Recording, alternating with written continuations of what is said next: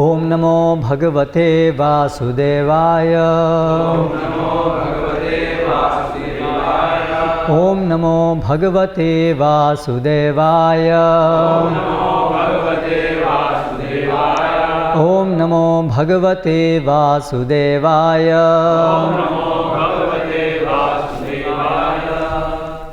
श्रीमद् भागवतम स्कंद 4 अध्याय 16 बंदीजनों द्वारा राजा पृथु की स्तुति। श्लोक क्रमांक 11। शब्द पाठ।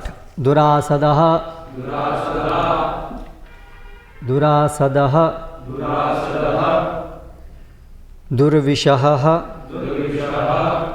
दुर्विशः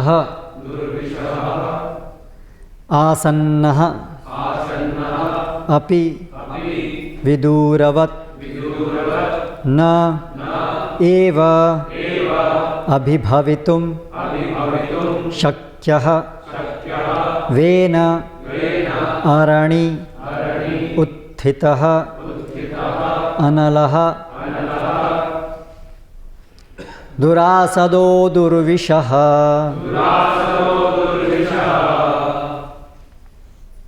अभी दुर्विशः नहीं बोलना है, दुर्विशः बोलना है। शब्द पाठ में विसर्ग है, श्लोक पाठ में विसर्ग का लोप है क्योंकि संधि। दुरासदो दुर्विशः आसन्नोऽपि विदूरवत् नैवाभिभवितुं शक्यो वेनारण्युत्थितो नलः। शब्दार्थ।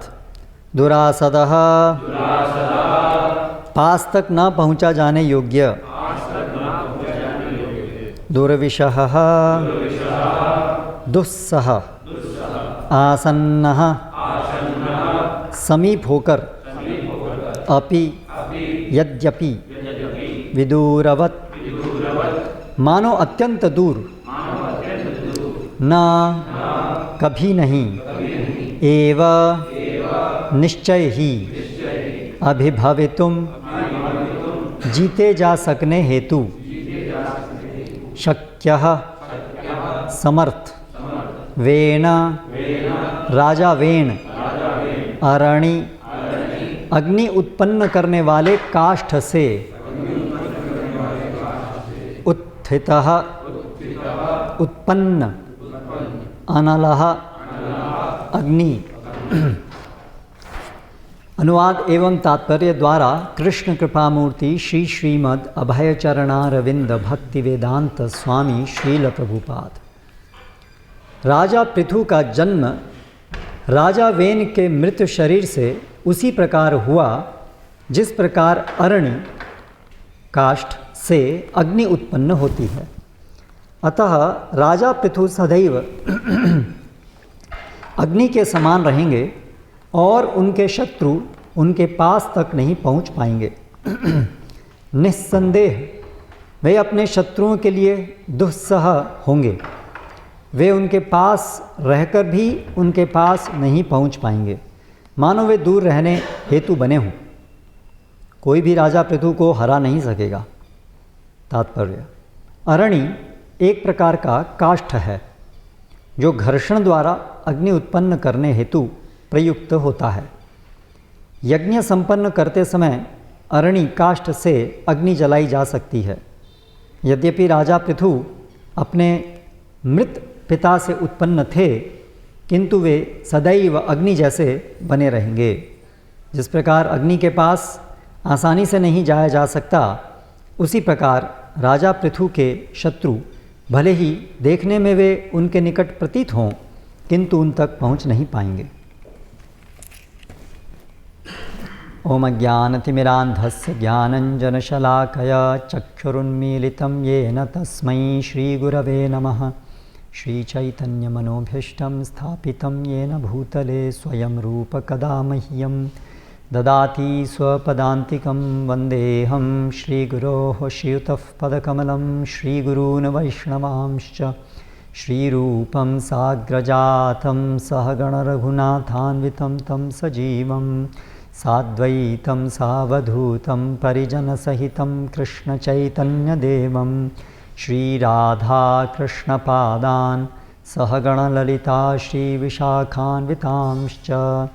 जय श्रीकृष्णचैतन्य प्रभुनित्यानन्द श्री अद्वैत गदाधर श्रीवासादि गौरभक्तवृन्द। हरे कृष्णा कृष्ण कृष्ण हरे हरे, हरे राम राम राम हरे हरे।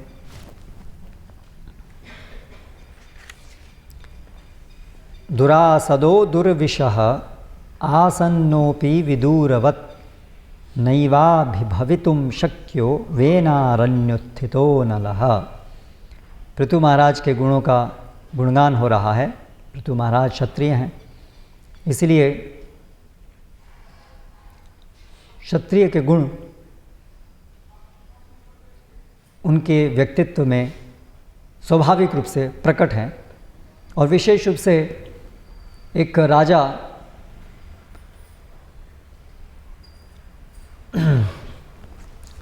भगवान की शासन शक्ति का प्रतिनिधित्व करता है,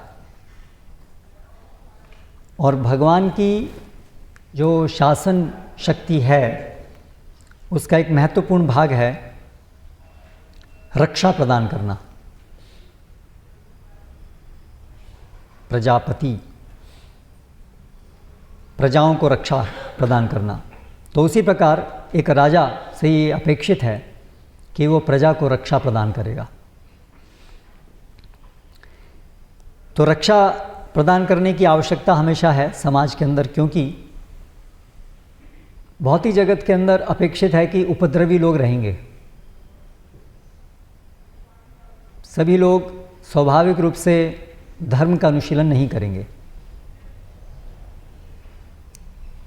अधर्म करने में प्रवृत्त होंगे, और उसके कारण अपना तो नुकसान करेंगे ही, दूसरों को भी धर्म का पालन करने में बाधा पहुंचाएंगे। राजा का एक प्रथम कर्तव्य है कि सभी लोग धर्म का अनुशीलन कर पाएं, उसके लिए सुविधाएं प्रदान करना। ऐहिक पारलौकिक दो शब्द होते हैं, लौकिक पारलौकिक या ऐहिक पारलौकिक।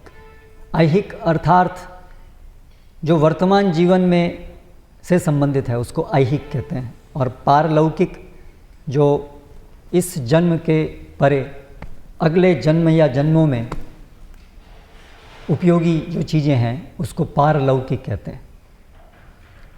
तो राजा का कर्तव्य ऐहिक यानी कि लौकिक रूप से लोग वर्तमान जो उनकी आवश्यकताएं उसको प्राप्त कर पाएँ, उसके लिए व्यवस्थाएं बनाना, ये उसका एक कर्तव्य होता है।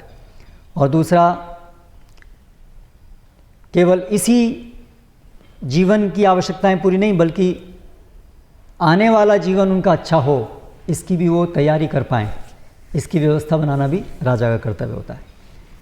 तो इस प्रकार से ये दो आयाम होते हैं, लौकिक पारलौकिक, दोनों को ही ध्यान रखना ये राजा का कर्तव्य होता है। तो बहुत सारे वैदिक अनुष्ठान हैं या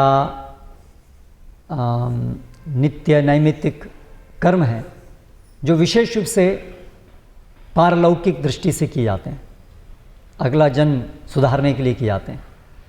और बहुत सारे कृत्य ऐसे हैं जो मुख्य रूप से इस जीवन में जो आवश्यकताएं हैं, शरीर निर्वाह की, शरीर केवल निर्वाह नहीं बल्कि मन बुद्धि सभी स्वस्थ रहें, समाज पूरा स्वस्थ रहे, उसके लिए जो आवश्यकताएं हैं वो जो ऐहिक कहलाती हैं। तो ये दोनों की आवश्यकता रहती है, तो इसलिए राजा का एक कर्तव्य है। तो ये जो उपद्रवी लोग होते हैं ये दोनों प्रकार से समस्या उत्पन्न कर सकते हैं। लोगों के जीवन में उपद्रव मचा करके उनके वर्तमान समय की जो आवश्यकताएं हैं उसको प्राप्त करने में बाधा प्रदान कर सकते हैं, और उनको पारलौकिक जीवन के लिए जो जरूरी धार्मिक नियमों का पालन करना है वो पालन न करने दें, इस तरह से भी कर सकते हैं। जैसे बहुत सारे गलत वाद गलत धारणाएं प्रचार करके, नास्तिकता का प्रचार करके वो लोग प्रजा को पथभ्रमित कर सकते हैं। ऐसे असुरों को शमित करना ये भी राजा का कर्तव्य होता है। फिलॉसॉफिकल, दार्शनिक दृष्टि से जो उपद्रव मचाते हैं।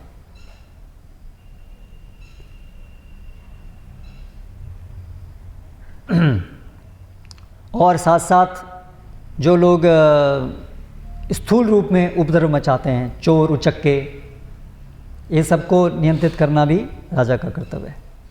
तो इसलिए बहुत बड़ी जिम्मेदारी है राजा की। राजा का बहुत बहुत महत्वपूर्ण स्थान है। इसलिए वो मुख्य रूप से पूरे समाज के जो दो नेता हैं, ब्राह्मण और क्षत्रिय, ये दो हैं, तो उनमें से क्षत्रिय का एक महत्वपूर्ण भाग है। इस संदर्भ में हम एक तात्पर्य पढ़ेंगे श्रील प्रभुपाद का, जिसमें क्षत्रिय धर्म के विषय में और विस्तार से बताया है। और इस प्रसंग में यहाँ पर वर्णन हो रहा है जब विराट रूप से अलग अलग वर्ण उत्पन्न हो रहे हैं। सृष्टि के सृजन के समय में, या जब ब्रह्मा जी का दिन आरंभ होता है, रात्रि समाप्त होती है, तो उस समय पुनः आंशिक प्रलय के बाद पुनः सृष्टि होती है। तो उस समय में कैसे विराट रूप से एक एक करके ये 4 वर्ण उत्पन्न होते हैं और उन वर्णों के जो प्राथमिक कार्य हैं वो उत्पन्न होते हैं, इसका बखान किया गया। 3रा स्कंद 6ठा अध्याय 31वां श्लोक। बाहुभ्यो वर्तत क्षत्रम क्षत्रियस्तदनुवर्ततः क्षत्रियस्तदनुव्रतः यो जातस्त्रायते वर्णान् पौरुषः कंटकक्षतात्। तत्पश्चात विराट रूप की बाहुओं से संरक्षण शक्ति उत्पन्न हुई। तो विराट रूप की बाहु से क्षत्रिय शक्ति उत्पन्न हुई। हमारे शरीर में जो बाहु हैं वो रक्षण प्रदान करने के लिए उनकी उपयोगिता विशेष है। तो इसलिए ये जो रक्षण करने की वृत्ति है ये भगवान के बाहु से उत्पन्न हुई, ऐसा बताया। और ऐसी शक्ति के प्रसंग में समाज का चोर उचक्कों के उत्पातों से रक्षा करने के सिद्धांत का पालन करने से क्षत्रिय भी अस्तित्व में आए।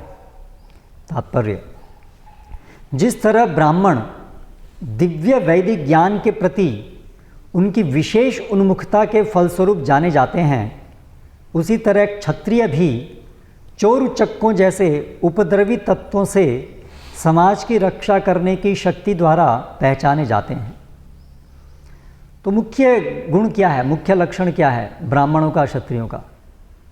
ब्राह्मण, तुरंत दिमाग में आना चाहिए, ब्राह्मण मतलब जो वेद शास्त्रों को जानने में रुचि रखते हों, क्षमता रखते हों और उसके अनुसार जीने में और उसका शिक्षण प्रदान करने में, ये मुख्य स्वरूप है ब्राह्मण का, केंद्रीय गुण जो ब्राह्मण का है।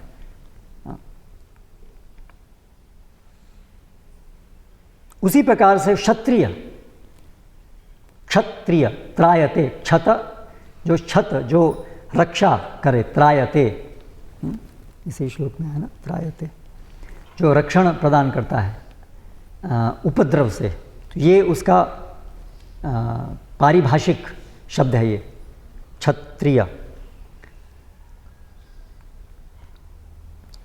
अनुव्रतः शब्द सार्थक है। जो व्यक्ति चोर उचक्कों से समाज की रक्षा करके क्षत्रिय सिद्धांतों का पालन करता है वह क्षत्रिय कहलाता है, वह नहीं जिसका केवल जन्म क्षत्रिय के रूप में हुआ है। जाति प्रथा की धारणा सदैव गुण पर आधारित होती है, जन्म की योग्यता पर नहीं। जन्म तो बाह्य अवधारणा है, यह वर्णों तथा विभागों का प्रमुख लक्षण नहीं है। श्रीमद् भगवद गीता 18:41 से 44 में ब्राह्मणों, क्षत्रियों, वैश्यों तथा शूद्रों के गुणों का विशेष रूप से उल्लेख हुआ है और यह समझा जाता है कि किसी समूह विशेष से संबंधित होने के पूर्व ऐसे समस्त गुणों की आवश्यकता होती है। तो श्रील प्रभुपाद इस बात को इंगित कर रहे हैं कि पूरा जो वर्णन है वर्णों का, उसका जो मुख्य गुण है वो तो गुण के अनुसार ही है। वो जन्म गौण है। आपके पिता कौन थे वो गौण है निर्धारण करने में कि आपका वर्ण क्या है। मुख्य है आपके गुण। इसलिए यहाँ पर जहाँ वर्णन हो रहा है क्षत्रियों का, क्षत्रियों की उत्पत्ति, क्षत्रिय वर्ण की उत्पत्ति, तो वहाँ पर गुणों का वर्णन साथ साथ हो। वहाँ गुणों का ही वर्णन हो रहा है, कैसे भगवान की बाहुओं से वो निकले, है ना। त्रायते वर्णान पौरुषम पौरुष कंटकक्षतात, सारा वर्णन जो है वो गुणों का हो रहा है। उसी प्रकार से इससे पहले के श्लोक में इनका वर्णन हुआ ब्राह्मणों का, तो उसमें बताया गया मुख्यो अद्भुत ब्राह्मणों गुरु, जो गुरु हैं पूरे समाज के, जो गुरु हैं यानी शास्त्रों के अनुसार शिक्षण देते हैं।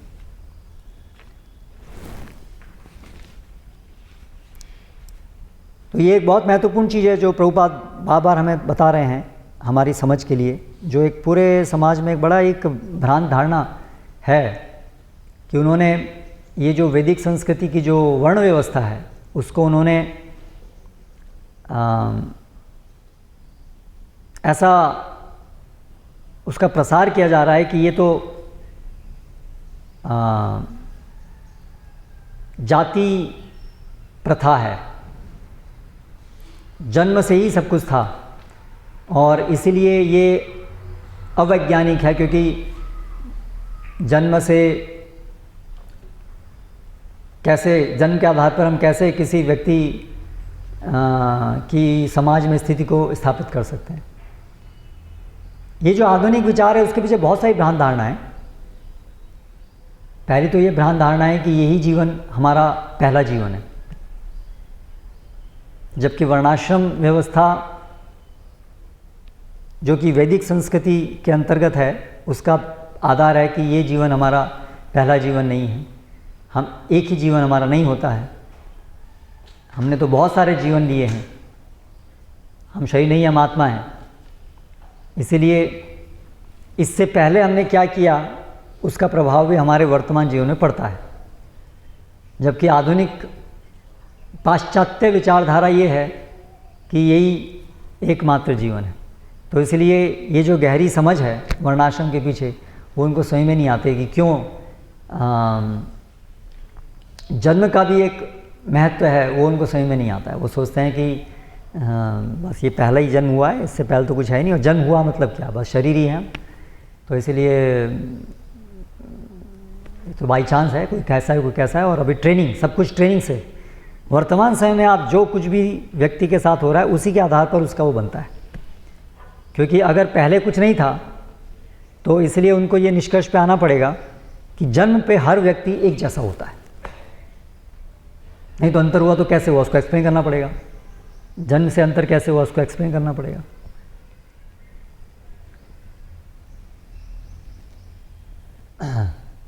या तो फिर अभी उसको एक्सप्लेन कर रहे हैं फिर कि हाँ ठीक है जीन्स हैं, तो अगर अंतर भी है तो वो जीन्स की वजह से, माता पिता उनके क्या जीन्स हैं, तो एक्चुअली संबंध तो कहीं आ ही गया, फिर जीन्स से माता पिता का संबंध तो हो ही गया आधुनिक इसमें भी। अभी इसलिए वो हर एक चीज़ का जीन्स निकालने में लगे हुए हैं। जो लोग धर्म पालन करते हैं वो कौन से जीन की गड़बड़ की वजह से करते हैं, कौन सा जीन गड़बड़ है उनका कि वो ये सोचते हैं कि धर्म है, भगवान है, गॉड जीन, गॉड पार्टिकल क्या है। लेकिन उनकी सोच यही है कि अंततः ये कुछ ऐसे ही भौतिक पदार्थ ही है जिसकी वजह से जो भी कुछ हो रहा है, भौतिक से परे कुछ नहीं है। अभौतिक पदार्थ कोई नहीं हो सकता है। इसलिए अगर जीन्स भी हैं तो वो ठीक है, और जीन्स को भी हम मैप कर सकते हैं, माता पिता के कौन से जीन्स हैं ये सब देख सकते हैं। लेकिन भौतिक तत्वों के कारण ही सब कुछ व्यवहार जितना भी व्यक्ति का होता है। और इसीलिए अभी वो प्रयास कर रहे हैं कि अगर भौतिक जीन हमको पता चल जाए, ह्यूमन जीनोम मैपिंग, तो उसके द्वारा हमें जीन पता लग जाए, तो फिर हम जीन के अंदर उसको जैसा चाहें वैसा हम उसको परिवर्तित करके जैसे गुण हमें चाहिए व्यक्ति में वैसे ला सकते हैं। तो फिर भी जन्म का जो प्रभाव है उसको हम ख़त्म कर देंगे। और दूसरा जो ट्रेनिंग है, जो जन्म के बाद जो प्रशिक्षण होता है वही उसको ठीक करेंगे दोनों तरह से, या तो जीन्स चेंज करेंगे या तो ट्रेनिंग। तो इसलिए कोई व्यक्ति अगर मान लीजिए सीरियल मर्डरर बनता है ना, तो वो लोग ऐसा विचार आज प्रस्तुत करते हैं कि कहीं ना कहीं इसकी जो परवरिश हुई है उसमें कुछ ऐसा हुआ होगा जिसकी वजह से ऐसा बन गया।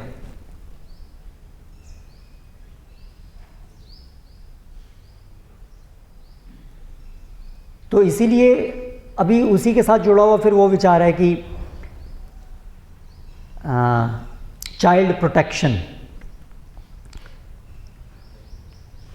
कि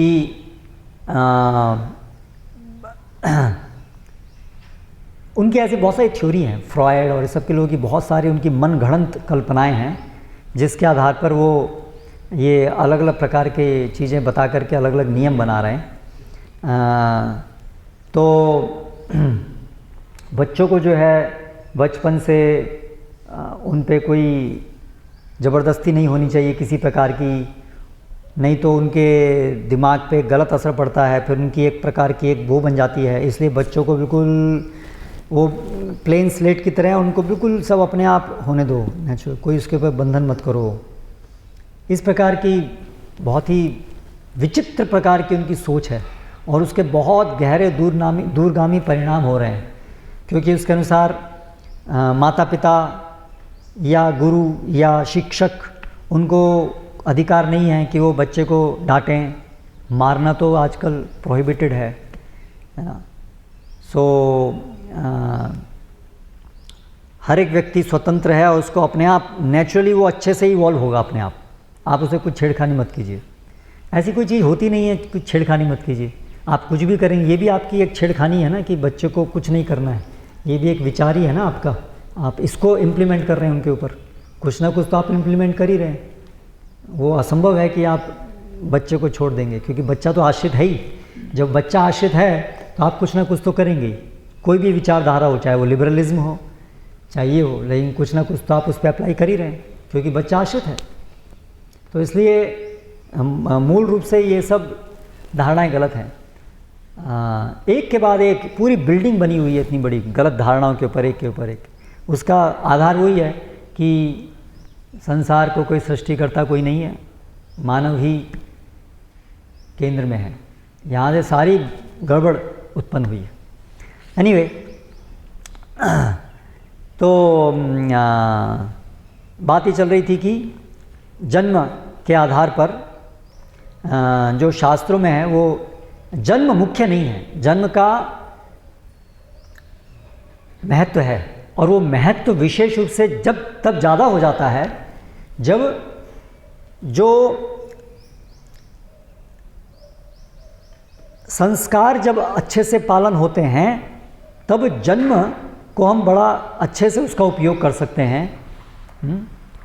कि कुल परंपराएं स्थापित हो सकती हैं। एक ही कुल में एक ही प्रकार के लोग जन्म लें, ऐसी व्यवस्था की जा सकती है। अधिक से अधिक पिता के अनुसार ही पुत्र हो, पिता के गुण के अनुसार ही वो पुत्र हो, और इस प्रकार से परंपराएं, तो जिससे कि आसानी से वो परंपराएं चलें, शिक्षण हो आसानी से, हर पीढ़ी में बदलने की ज़रूरत नहीं पड़े। समाज में चारों वर्ण चाहिए और चारों के चारों वर्ण में उस परिवार के अंदर, वर्ण के अंदर उसी प्रकार के लोग आते रहें, उनका बचपन से प्रशिक्षण होता रहे, है ना। और वो प्रशिक्षण जब बचपन से हो रहा है और पीढ़ी दर पीढ़ी हो रहा है तो बहुत अच्छे से वो स्थापित हो जाएगा, परफेक्शन आ जाएगा उसमें, और समाज में चारों प्रकार के लोग रहेंगे। और ये जो चारों वर्ण हैं, ये चारों किसी एक दूसरे के ऊपर शोषण करे, ये तो उसका आधार है ही नहीं, ये तो उसके अंदर बात ही नहीं है शोषण करने की। तो ये तो समाज को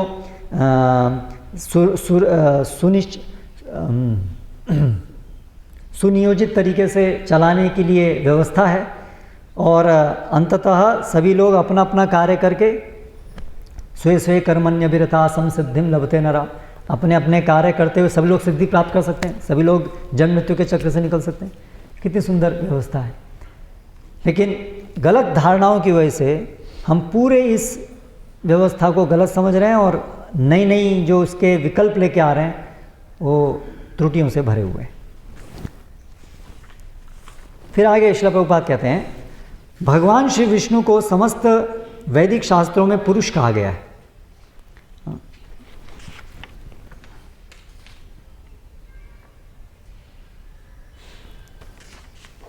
कभी कभी जीवों को भी पुरुष कहा जाता है, यद्यपि वे वास्तव में पुरुष शक्ति अर्थात पुरुष की उत्कृष्ट शक्ति हैं।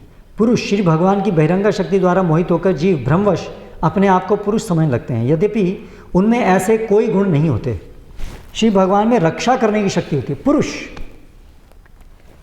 प्रकृति पुरुष, तो भगवान पुरुष हैं और भगवान की शक्तियां हैं, दोनों मिलाकर के परम सत्य हैं, पुरुष और प्रकृति।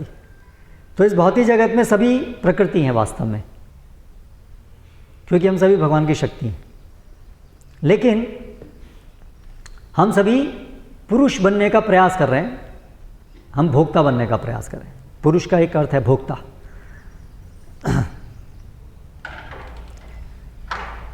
लेकिन इस भौतिक जगत में क्योंकि हम सब भगवान की नकल कर रहे हैं, तो वहाँ पर आध्यात्मिक जगत में पुरुष और प्रकृति हैं, इसलिए यहाँ पर भी हम दोनों ही जो लोग भोग करना चाहते हैं वो दोनों ही भोग करना चाहते हैं, पुरुष और स्त्री, इसलिए वो दोनों ही पुरुष की तरह से भावना में हैं। लेकिन भोग करने के लिए नकल कर रहे हैं भगवान की, इसलिए वहाँ पर भी एक पुरुष और एक स्त्री के रूप में है। श्री भगवान में रक्षा करने की शक्ति होती है। सारी शक्तियाँ तो हमें भगवान से प्राप्त होती हैं, इसलिए हम कुछ भी हमारे अंदर अगर कला है, शक्ति है, क्षमता है, तो हमें समझना चाहिए केवल भगवान की शक्ति है जो बहुत छोटे से भाग में भगवान की कृपा से हमें प्राप्त हुई है, इसलिए हमारा उस पर कोई अधिकार नहीं है। वो सब तो केवल हमारे लिए दिया गया एक गिफ्ट है भगवान का। ब्रह्मा, विष्णु तथा महेश्वर, इन तीनों देवताओं में से पहले में सृजन करने की शक्ति होती है, दूसरे में रक्षा करने की तथा तीसरे में संहार करने की शक्ति होती है। इस श्लोक में पुरुष शब्द सार्थक है, क्योंकि क्षत्रियों से आशा की जाती है कि वे प्रजाओं को अर्थात थल तथा चर में से उत्पन्न हुए सबों को रक्षण प्रदान करने में श्री भगवान पुरुष का प्रतिनिधित्व करेंगे। तो पुरुष विशेष रूप से इस भौतिक जगत में जो हम नकल भी कर रहे हैं पुरुष स्त्री, उसके अंतर भी पुरुष और स्त्री में ये अंतर है कि पुरुष वो रक्षण कर सकता है, जबकि स्त्री अबला, इसलिए उसका नाम अबला भी है। और आजकल लोगों को इस बात से लेकर के बहुत परेशानी है, स्त्रियों को अबला क्यों कहा जाता है। अबल, तो ये शरीर की संरचना इस प्रकार से है, जैसे स्त्रियां ऐसे काम कर सकती हैं जो पुरुष नहीं कर सकते हैं, पुरुष ऐसे काम कर सकते हैं स्वाभाविक रूप से जो स्त्रियां नहीं कर सकती। तो सामान्यतया जो स्त्रियों का जो शरीर है वो बल की दृष्टि से कमज़ोर होता है। अब उसको कृत्रिम रूप से ट्रेनिंग करके जिम जा कर के कुछ बदला जा सकता है, लेकिन उसके लिए बहुत अथक प्रयास करना पड़ता है। प्रकृति के विरुद्ध जब हम जाते हैं तो उसके लिए बहुत अथक प्रयास करना पड़ता है और उसके कुछ साइड इफ़ेक्ट भी होते हैं। जैसे त्रिशंकु को स्वर्ग भेजने का भरसक प्रयास किया गया है ना, या विश्वामित्र वो जो है ब्राह्मण बनने का प्रयास किए, लेकिन बहुत अथक प्रयास उनको करना पड़ा। तो इसलिए प्रकृति के विरुद्ध जाने में हमें बहुत प्रयास करना पड़ता है। और प्रकृति के विरुद्ध जाने की जरूरत क्या है? अगर प्राकृतिक तरीके से जो शक्ति हमें प्राप्त हुई है, जो स्वभाव प्राप्त हुआ है, उसी स्वभाव में रह कर के हम भगवान की सेवा कर सकते हैं, तो अपने स्वभाव से विरुद्ध जा कर के करने की जरूरत क्या है? लेकिन ये समझ कब आएगी? जब हम समझेंगे कि जीवन का लक्ष्य भगवान की सेवा करना है, पूरा समाज भगवान की सेवा करने के निमित्त बना हुआ है। ये समझ आएगी तो फिर हमारी जो आइडेंटिटी है वो हम भगवान के दास हैं ये बन जाएगी, तो फिर हम अपनी भौतिक आइडेंटिटी शरीर से संबंधित हम समझेंगे कि ये हमारी वास्तविक पहचान नहीं है, तो उसके लिए हम बहुत विचलित नहीं होंगे कि मैं पुरुष हूँ कि मैं स्त्री हूँ, जो भी हूँ, जो भी मेरे कर्म फल से मुझे प्राप्त है, ठीक है, और उसके अनुसार जो भी गुण है उसको स्वीकार करके उसके द्वारा हम भगवान की सेवा करें, उसमें कोई कमी है ही नहीं। मामे पार्थ विपाशित ये पि स्युः पाप योन यः स्त्रियो वैश्या सदा शूद्रास्तेपि यान्ति परां गतिम्। भगवान ने तो बताया है कि चाहे कोई स्त्री है, चाहे कोई वैश्य है, चाहे कोई शूद्र है, वो सभी मेरी शरण में आ सकते हैं और सभी इस प्रकार से मेरे धाम आ सकते हैं, तो कमी कहाँ है। इसलिए जो अपने प्रकृति के द्वारा, कर्मफल के द्वारा जो हमें गुण प्राप्त हैं उसके विरुद्ध जाने की आवश्यकता क्या है। तो ये सिंपल चीज़ हम नहीं जानने से आज इतना प्रयास सब लोग कर रहे हैं अपनी प्रकृति के विरुद्ध जा कर के कुछ करने का, है ना।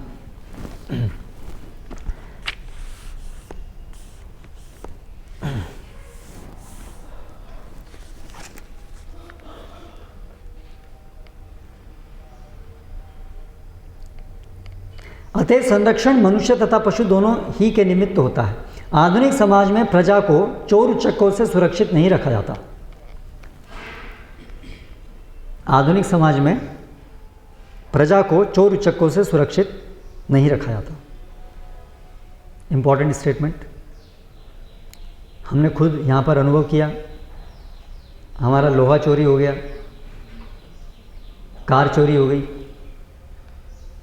हम बिल्कुल ऐसा अनुभव कर रहे थे, लाचार हैं हम लोग, नहीं। पुलिस स्टेशन में गए, हाँ ठीक है, लिखा दो, आप कंप्लेंट लिखा दो, बस कंप्लेंट लिखाना हमारा कर्तव्य है। बाद में मिलेगी क्या मिलेगी कोई भरोसा नहीं है। कोई बहुत सारे केस हैं, ये तो छोटी छोटी चीज़ें, इसके बहुत बड़े बड़े केस चल रहे हैं, करेक्ट, बहुत बड़ी फाइल लगी रहती है वहाँ, तो कितने चल रहे हैं पुलिस थाने में, कितने सारे केस चल रहे हैं। ऐसे ही चैन माताओं के ये चैन पुलिंग यहाँ होती है, मिलेगी कभी किसी की चैन हर गई तो। वैसा भी समाज में ऐसा ही हो गया है कि अभी अपने आप जितना बचा सकते हैं बचाइए। एक बार गया आपके हाथ से कोई चीज़ तो आप कंप्लेंट लिखाते रहिए बस, बाकी मिलेगा नहीं मिलेगा इसकी कोई वो नहीं।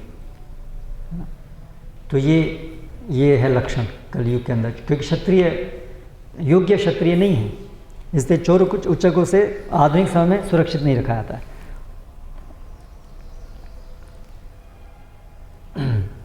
आधुनिक प्रजातंत्र राज्य है जिसमें क्षत्रिय हैं ही नहीं।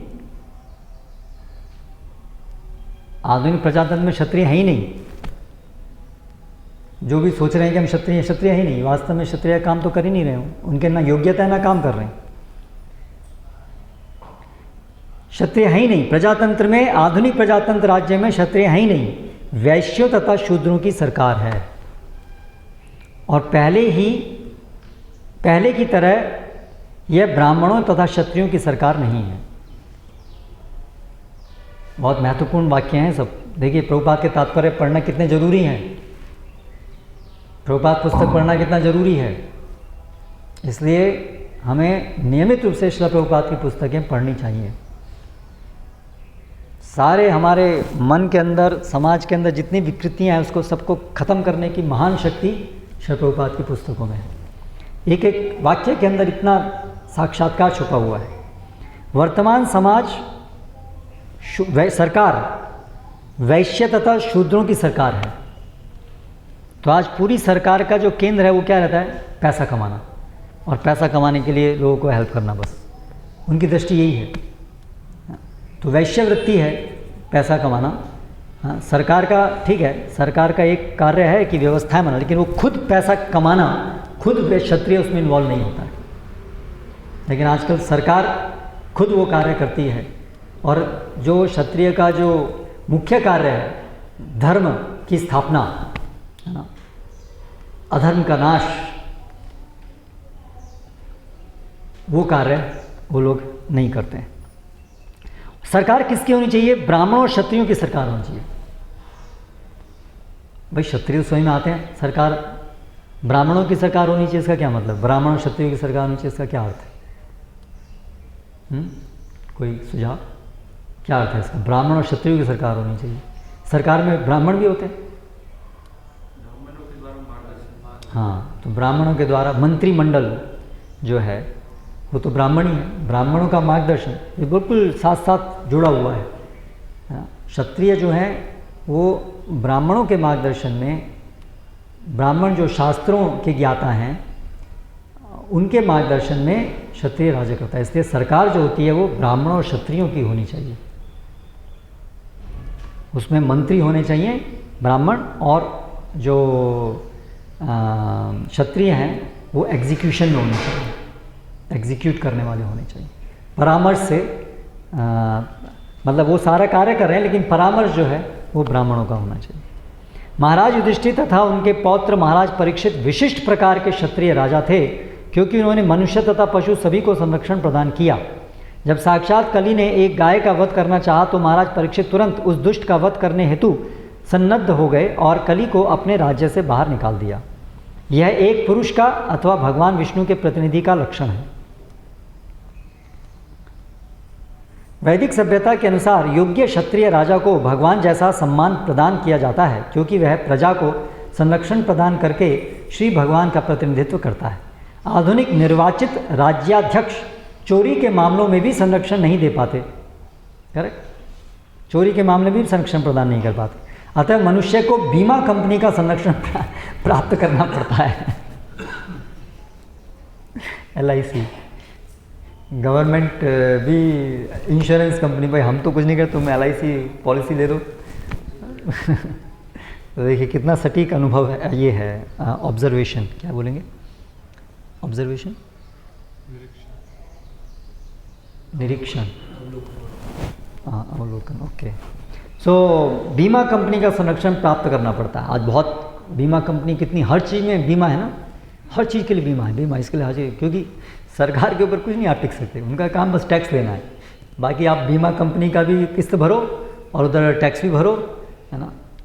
तो क्या इसका अर्थ है? आधुनिक मानव समाज की समस्याएं योग्य ब्राह्मणों तथा क्षत्रियों के अभाव एवं तथाकथित सामान्य मताधिकार द्वारा वैश्यों तथा शूद्रों के अत्यधिक प्रभाव के कारण हैं। निचोड़, आधुनिक मानव समाज की समस्याओं का निचोड़ ये है, इनका कारण। इस एक के ऊपर अगर अच्छे से चिंतन हो, सरकार, राजा जो भी हैं, बुद्धिजीवी समाज के, ये तात्पर्य, इसलिए प्रभुपाद कहते हैं ये तात्पर्य समाज के अंदर क्रांति लाने के लिए है। इन अगर एक एक वाक्य के ऊपर अगर वास्तव में कोई नेता या बुद्धिजीवी वर्ग अच्छी मंशा उनकी है और यदि वो इन तात्पर्यों के आधार पर विश्लेषण करेंगे तो बहुत बदलाव आ सकता है अच्छी डायरेक्शन में। आधुनिक मानव समाज की समस्याएं योग्य ब्राह्मणों तथा क्षत्रियों के अभाव एवं तथाकथित सामान्य मताधिकार द्वारा वैश्यों तथा शूद्रों के अत्यधिक प्रभाव के कारण। तो आज जो हम देख रहे हैं वैश्य और शूद्रों का अत्यधिक प्रभाव देख रहे हैं। और ये वैश्य शूद्र भी कैसे हो गए हैं? क्योंकि ब्राह्मण क्षत्रिय नहीं है, इसलिए ये सब बिगड़े हुए वैश्य और शूद्र हैं, क्योंकि ये संरक्षण में नहीं है वैश्य शूद्र ब्राह्मणों और क्षत्रियों के लिए। तो ये कलयुग के प्रभाव से ऐसा हुआ है, ये पूरी वर्णाश्रम व्यवस्था का जो ह्रास हुआ है, और उसमें सबसे पहले ब्राह्मण और क्षत्रिय दोनों हट गए, कट गए, तो बाकी तो फिर वैश्य शूद्र जो हैं वो तो भ्रष्ट होंगे ही। अगर ब्राह्मण नहीं है तो गया, पूरा वर्णाश्रम समाज गया। तो इसलिए अगर बाकी तीन नहीं है तो भी वो पुनर्स्थापित हो सकते हैं अगर ब्राह्मण है तो। इसलिए श्रील प्रभुपाद चाहते थे कि सबसे पहले इस्कॉन का सबसे पहला कार्य है कि समाज में एक वास्तविक ब्राह्मण वर्ग स्थापित किया जाए। ये हमारी संस्था का सबसे पहला कार्य है, क्योंकि अगर ब्राह्मण ही नहीं है तो ना क्षत्रिय होंगे, ना वैश्य होंगे, ना शूद्र होंगे। सही, ठीक है। लेकिन केवल ब्राह्मण से तो काम नहीं चलने वाला, समाज में तो सब चाहिए। तो इसलिए ब्राह्मण के बाद में फिर क्षत्रिय वर्ण स्थापित हो, वैश्य और शूद्र वर्ण स्थापित हो। तो इसलिए क्षत्रिय वर्ण स्थापित होना बहुत जरूरी है और बड़ी चुनौती भी है। सबसे बड़ी चुनौती वर्तमान समय में अगर देखा जाए तो क्षत्रिय वर्ण स्थापित करना है, क्योंकि पूरा जो आज तंत्र है वो प्रजातंत्र है, और क्षत्रिय में एक व्यक्ति के अंदर बहुत गुण होने चाहिए, एक ही व्यक्ति के अंदर। तो आज कलयुग के प्रभाव से एक ही व्यक्ति के अंदर ऐसे गुणों का होना बड़ा दुष्कर हो गया है।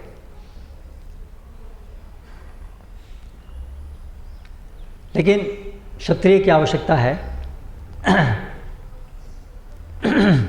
तो जैसा कि हम श्रील प्रभुपाद के तात्पर्य में देख रहे हैं कि ये कृष्ण भावनामृत आंदोलन कितना बड़ा काम उसके सामने है।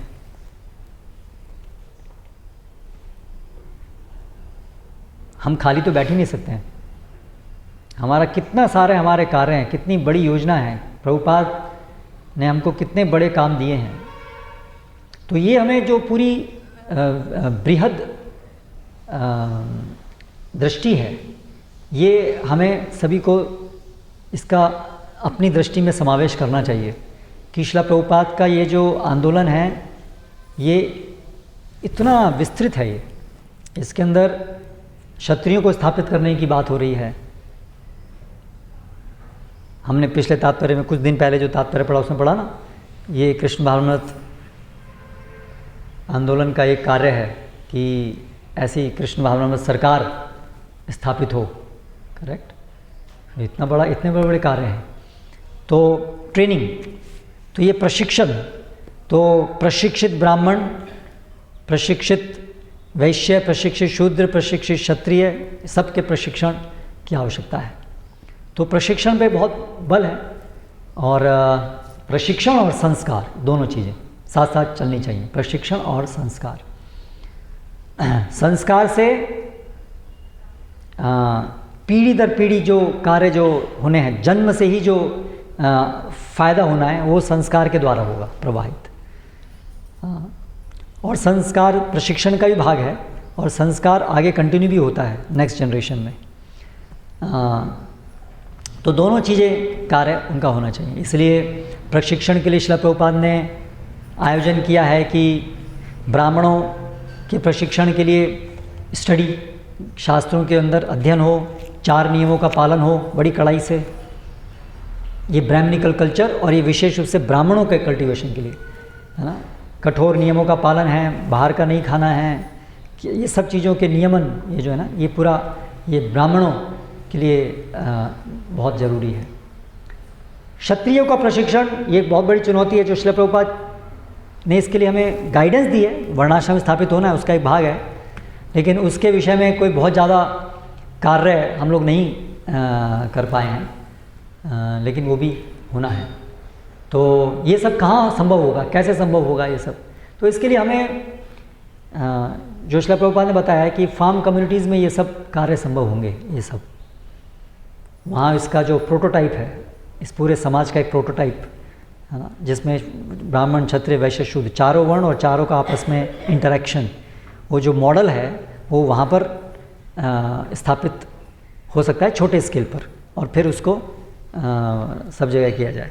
समस्या ये है कि क्षत्रिय का जो काम है वो एक केवल गांव के स्तर पे भी कुछ कार्य होता है उसका, लेकिन उसका विस्तृत कार्य पूरे एक बड़े कई सारे गांवों को मिला करके एक बहुत बड़े साम्राज्य के स्तर पे होता है एक क्षत्रिय कार्य। तो इसलिए वो हमारे हाथ में अभी है नहीं, तो इसलिए हम जो हैं वो एक गांव के स्तर पे ही काम कर पाएंगे। इसलिए ब्राह्मण, वैश्य, शूद्र वो तो कुछ हद तक स्थापित हो सकते हैं, लेकिन एक पूरी फुल फ्लैश्ड क्षत्रिय वो एक गांव के स्तर पर लागू करना बड़ा कठिन है। तो ये भी समस्या है। एनीवे, पॉइंट ये है कि जो श्रील प्रभुपाद की जो योजना है ये वर्णाश्रम कम्युनिटीज़, तो देखिए उसके अंदर ये बीज हैं इन सब प्रशिक्षण के।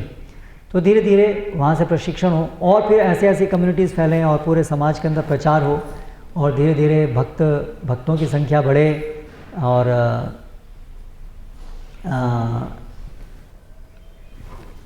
शुद्ध भक्त, और कम से कम ये समझने वाले कि हमें धर्म के अनुसार चलना है ना, चाहे भले ही वो अभी पूरी तरह से शुद्ध भक्ति में ना भी हों, लेकिन कम से कम वेद शास्त्रों की प्रामाण्यता पे ऊपर जिनकी समझ हो,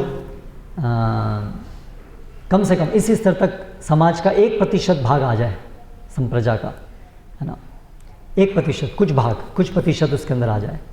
श्रील प्रभुपाद की जगह बताए 10%, अगर 10% लोग भी समाज के वो अगर कृष्ण भावनामृत में आ जाएंगे तो उससे पूरे समाज का चेहरा बदला जा सकता है।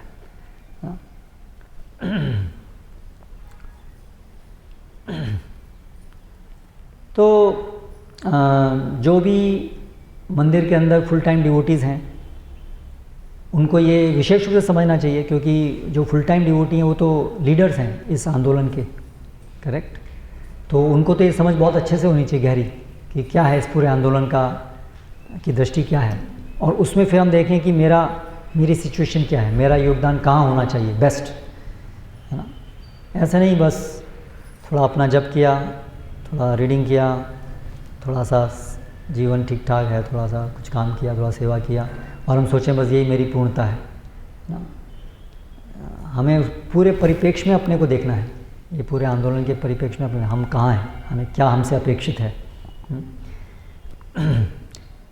और अगर हम ऐसी विजन रखेंगे तो ही हमारी भक्ति में प्रगति भी होगी, है ना। क्योंकि अदरवाइज आश्रम का जीवन एक तरीके से बड़ा सुलभ जीवन है ना। कम से कम वर्तमान समय में तो खाने पीने की तो कोई चिंता ही नहीं, करेक्ट, निश्चिंत। लेकिन जो बाहर जो लोग हैं उनको तो खाने पीने की बहुत चिंता है, बहुत चिंता है, संघर्ष करना पड़ता है ज़्यादातर लोगों को। लेकिन आश्रम में जो लोग रहते हैं उनको ये चिंता नहीं है ना। तो ये चिंता क्यों नहीं है? क्योंकि बड़ी चिंता को वो लें, इसलिए उनके जीवन से ये चिंता हटाई गई है। ऐसा नहीं कि निश्चिंत बनने के लिए उनके लिए चिंता हटाई गई है, किसी प्रकार की चिंता नहीं ना। आध्यात्मिक बड़ी चिंता करने के लिए समाज का उत्थान कैसे होगा, इसलिए हम लोग केवल अपनी भक्ति करने से संतुष्ट हैं, अगर वो फुल टाइम जीवन नहीं है, वो आश्रम में रहने लायक नहीं है व्यक्ति जो केवल अपनी भक्ति करने से संतुष्ट है। उसके हृदय के अंदर अग्नि होनी चाहिए कि प्रचार होना है, प्रचार करना, भले ही उसका स्थान मंदिर मार्जन ही क्यों ना हो या रसोई में कार्य करना ही क्यों ना हो। कार्य अलग अलग हो सकता है, ऐसा नहीं कि हर व्यक्ति को प्रत्यक्ष रूप से प्रवचन देने हैं या पुस्तक वितरण करना है। लेकिन हर व्यक्ति के अंदर, हृदय के अंदर ये तीव्र इच्छा होनी चाहिए कि प्रचार हो, और उसको समझना चाहिए कि कैसे मेरा कार्य प्रचार से कैसे संबंधित है ना। तो कम से कम जो आश्रम में रहने वाले भक्त हैं उनका ये दृष्टिकोण बहुत ज़रूरी है कि ये समाज के अंदर बदलाव आना है, सब लोगों को ये कृष्ण भक्ति प्रदान करनी है। हम अपनी भक्ति करने से हम संतुष्ट नहीं हो सकते हैं, उसके लिए आश्रम का जीवन नहीं है ना। ये आश्रम ब्राह्मणों के लिए है मुख्य रूप से, जो आश्रम के वासी हैं वो ब्राह्मणों के लिए हैं। ब्राह्मण हमेशा चिंतित रहता है ना, अन्यों के उत्थान के लिए, वो ब्राह्मण का केंद्रीय गुण है। उसी प्रकार क्षत्रिय भी। तो और जो भी इस आंदोलन से जुड़ रहे हैं, जो गृहस्थ भक्त हैं, वो भी तो चैतन्य महाप्रभु की आर्मी के अंदर हैं। तो यस, जो मंदिर में रहने वाले जो ब्रह्मचारी हैं, सन्यासी हैं, तो वो प्रचार कार्य में अग्रणी भाग लें, लेकिन सहायक के रूप में जो गृहस्थ भक्त हैं वो उनके सहायक के रूप में भाग लें। प्रचार की भावना तो उनमें भी होनी ज़रूरी है ना। प्रचार की जो इच्छा है वो तो उनमें भी होनी बहुत ज़रूरी है, क्योंकि चैतन्य महाप्रभु के आंदोलन का तो यही सार है, प्रचार। वही हमारी ट्रेनिंग हो रही है, भगवान की सेवा की हमारी ट्रेनिंग का केंद्रीय आधार तो प्रचार ही है। इसलिए प्रचार ही सार, इसलिए हर भक्त के अंदर ये प्रचार की अग्नि जलनी चाहिए। तो बहुत हमें कार्य करना है, बहुत गंभीरता से, और उससे ही हमारा उद्धार होगा। हरे कृष्ण। कोई प्रश्न, कोई टिप्पणी?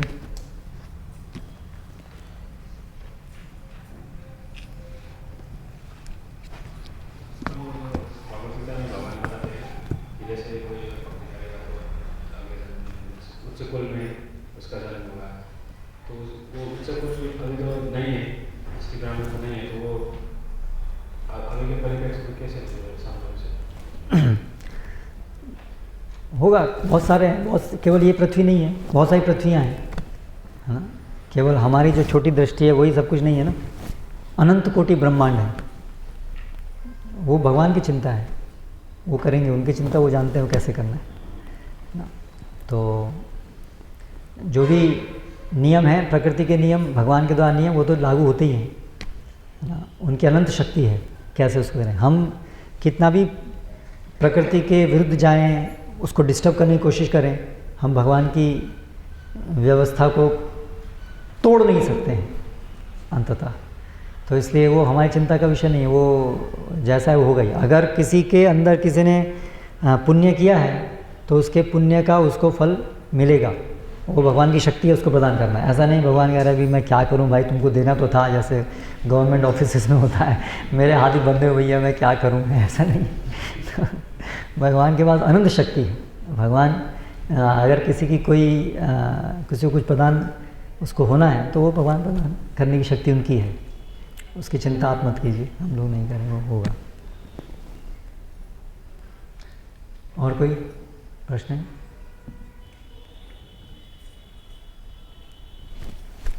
श्रीमद् भागवतम की जय। श्रील प्रभुपाद।